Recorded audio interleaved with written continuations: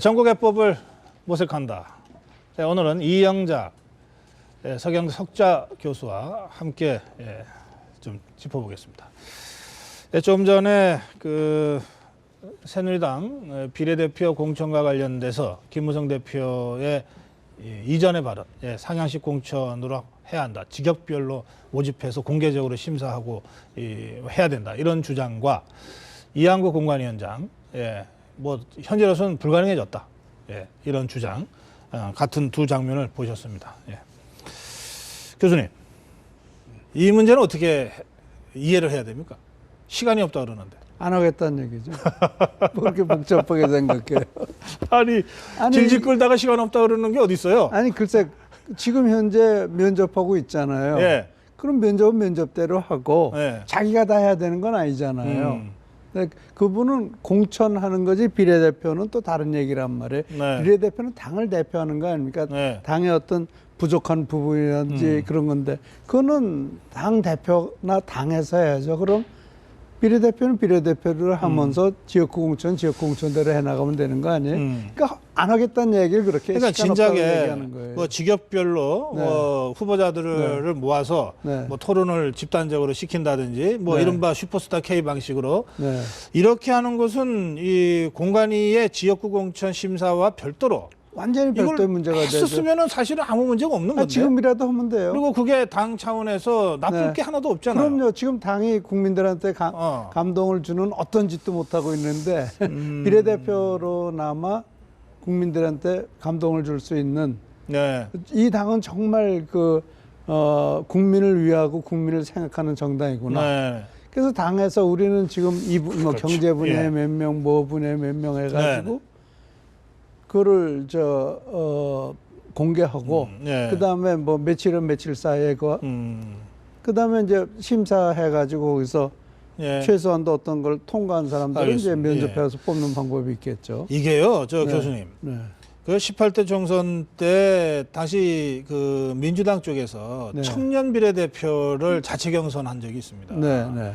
물론 청년들만의 이 무슨 이벤트였다 이런 비판적인 얘기도 있었지만 그러나 비례대표가 정말 상향식으로 후보자들 간에 치열한 토론을 통해서 걸러지고 이렇게 해서 올라오는 거 그 과정 자체가 굉장히 중요한 우리 정당 발전사에 중요한 어떤 한 계단을 밟았다 저는 그렇게 평가하는데 그렇죠. 비례대표가 이게 언제까지나 이런 식으로 이렇게 가야 됩니까?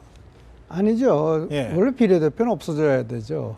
없어지는 게 원칙이고 그러나 지금 현재 상황에서 어차피 할 거면 어차피 할 거면은 국민들이 좀 더 이해할 수 있는 방법으로 해야지. 이거 뭐 밀실에서 하고 비례대표 공천 줘가지고 뭐 그 당 대표가 감옥 가고 그런 일이 생기면 안 되는 거 아니에요? 그러니까요. 지금 그런 일이 비일비재하지 않습니까? 이게 저 지역구 후보들은 어쨌든 유권자들이 뭘 홍보물을 본다든지 뭐 지역 케이블 방송에 토론을 본다든지 하다못해 유세 현장을 간다든지 홍보물이라도 받아보죠. 댐댐이를 볼 수가 있는데 비례대표는 아예 그런 게 없지 않습니까? 없죠. 참 그 TV에서 비례대표 간의 토론회 같은 걸 주선 그런 것도 지금까지는 없었던 것 같아요. 그게 그렇게 쉽지는 않을 거예요. 당마다 비례대표에 대한 포커스가 다를 테니까요. 그러니까 결국은 이 사람들이 국민에 의해서 선출되는 건데 뭐 정당별 투표를 통해서건 국민이 선출하는데 누군지도 모르고 지금 뽑아야 되는 거 아닙니까? 그렇죠. 그러니까 이게 지금 당에서 그러니까 당이 아니죠. 지금 현재는 공천관리위원장이 자기 마음대로 전행하겠다는 거 아니에요? 그것도 당이긴 당이에요. 당 기구니까. 당 기구지만 그러나 당이라면 당 대표가 가장 중요한 사람 아닌가? 근데 당 대표를 제쳐놓고 내 말 들어 하는 거 아니에요? 그래요. 그러니까 그거는 뭐 배후에 막대한 힘이 있든지 그러니까 그렇지 이한구 위원장이 어떻게 그런 권한 행사하겠어요? 아이고 참네. 이 비례대표가 계속 이렇게 가서는 정말 이게 이 비례대표 외법이라는 얘기가 나올 법해요. 그렇죠. 그래요. 자, 그런가 하면 킬러 공천 얘기도 나왔습니다. 이게 뭐 상대당 더불어민주당이나 국민의당인데 주로 더불어민주당이 타겟인 것 같습니다. 뭐 당장 이번에 필리버스트 오래 한 사람들이라든지 뭔가 또 여당에서는 딱 표적으로 정해서 저 사람들은 더 이상 국회 20대 국회에 진입 못하겠다. 그래서 강력한 그 경쟁력을 갖춘 후보를 보내겠다 이거 아닙니까? 일종의 자객을 보내겠다는 건데. 그렇죠. 일본식이 이게 우선 가능한 얘기입니까? 그 일본에서는 저 미녀 군단을 보내잖아요. 아, 예, 그래요. 근데 한국에서는 아마 그게 어느 정도 또 먹히더라고요, 일본은. 일본은 맥혀요. 근데 한국은 아마 우리야 일본보다 정치 수준이 높은데요. 그렇죠. 그러니까 한국에서는 그게 안 맥히겠죠. 그러면 이게 킬러 공천이니 이게 도대체 무슨 짓 하자는 거예요? 우선 참 용어부터가 그러네. 네. 자객 공천 뭐 그건 또 일본 사람들이 쓰는 말이고요. 그러니까 마땅치는 않은데요. 저는 좀 제발 좀 상향식 공천해서 국민들이 이해할 수 있는 공천을 해야지. 국회의원이 저 사람 떨어뜨리기 위해서 국회의원 나가는 국회에 진출하는 건 아니지 않습니까? 국회에 진출해서 법안도 만들고 국민을 생각하는 건데 저 사람을 떨어뜨리기 위해서 국회의원이 된 사람이 국회의원이 돼서 과연 뭘 할 수 있겠어요? 저는 이런 생각을 한다는 것 자체가 참 정치적 후진성이라고 생각합니다. 근데 사실 저는 저 말 자체가 이게 어법이 잘못됐다고 보는데요. 야당 강세 지역의 경우에 뭐 수도권이라고 합시다. 영남이나 호남이면 또 이야기가 좀 다를 수 있습니다만 그러나 수도권의 경우에는 야당 강세 지역이라도 여당이 포기할 수는 없는 지역 아닙니까? 그렇죠. 그러면 최대한 그 상황에서 제일 경쟁력 높은 후보를 그래도 하여튼 좀 선출을 해서 또는 뭐 공천을 줘서 어쨌든 선거를 해봐야 되는 거 아니에요. 그거는 여나 야나 마찬가지 아닙니까? 이쪽이나 저쪽이나. 저는 그 생각이 달라요. 거기 나가서 이 유권자들이 가장 원하는 말을 해줄 수 있고 공약을 할 수 있는 그런 인물을 내보내는 것이 이기는 거지. 그 유명한. 아니 그러니까요. 그러니까 전략을 훌륭한 전략을 세워가지고 그 전략으로 이길 생각을 해야지. 그러니까 거기서 어느 정도 자격을 갖추고 정치의 뜻이 있고 그래도 그 지역에 기반이 있는 사람이 어떤 전략과 메시지를 가지고 가서 그 메시지를 이길 생각을 해야죠. 그게 정도죠. 이게 정도가 아니죠. 킬러 공천이 하는 거냐니까 이 선거도 우리 지금 뭐 저 이세돌이하고 알파고가 세계의 대결을 벌이고 있다는데 이거 도대체 우리나라 정치는 이게 뭡니까?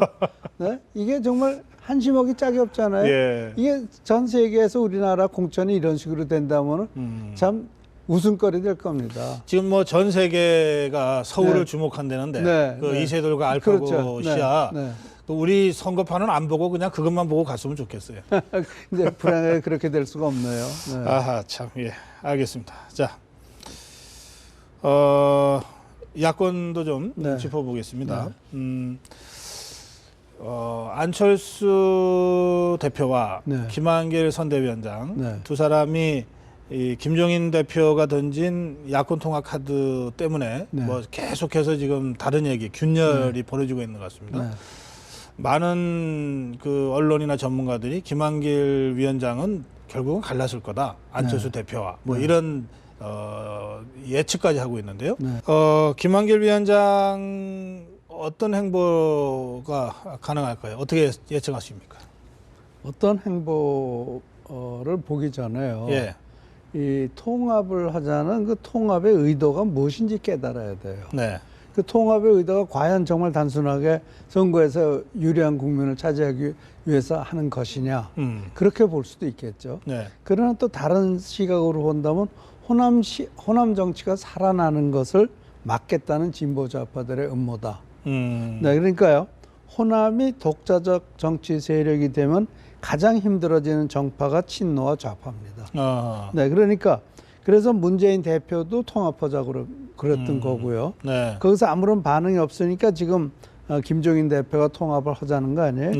그래서 이 좌파들이 호남을 자신들의 영원한 숙주로 만들려고 하는 그 무브먼트의 하나라고 봐야 됩니다. 그러니까 이런 것을 생각을 한다면 통합에 응할 수가 없는 거죠. 저는 지 개인적인 생각은 호남이 이 정치 세력과 해야지 대한민국 정치가 발전합니다. 호남은 항상 지금 좌파의 숙주가 돼 있지 않습니까? 그거는 이제 더 이상 알겠어요. 계속되면 안 되겠죠. 예. 그래서 이런 것에 대해서 통합을 하자는 의도를 깨닫고 나서 본다면은 이게 이래도 통합을 할 것이냐 이렇게 얘기를 해야죠. 무조건 뭐 국회의원 수를 많이 이기기 위해서 통합하자, 연대하자. 네. 이거는 정치적 후진성을 얘기하는 거죠. 네, 그래요? 그래서 김한길 근데, 대표가 김한길 의원이 정치를 오래 한 분이고 그러니까 좀 더 깊이 생각을 하고 판단을 하는 것이 어떨까 싶습니다. 지금 김한길 위원장은 네. 뭐 당장 내일 뭐 2차 컷오프 명단이 발표된다는데 네. 김종인 대표가 봐라. 친노 패권주의 이 정도로 청산하지 않았느냐. 네. 그리고 좀 더 정중하게 네. 이렇게 제안하면은 진지하게 뜨겁게 토론할 수 있다 이거 아닙니까? 그런 의미인데요. 예. 그렇다 하더라도 그 배후를 봐야죠. 그리고 눈높이에 맞춘다는 게 누구 눈높이에 맞추는 거예요. 김종인 대표 눈높이에 맞추는 거예요. 친노 눈높이에 맞추는 거예요. 아니면 우파 눈높이. 그러니까 눈높이라는 것도 쉬운 게 알겠습니다. 아닙니다. 예. 네. 그 천정배 대표가 지금 통합은 지난주에 안 되는 걸로 불가한 걸로 결론 나지 않았느냐라고 했어요. 네. 근데 그 얘기는 뭐냐면 수도권 연대 가능성은 있는 것 아니냐 이렇게 들리거든요. 수도권 그렇죠. 연대는 어떻게 보세요?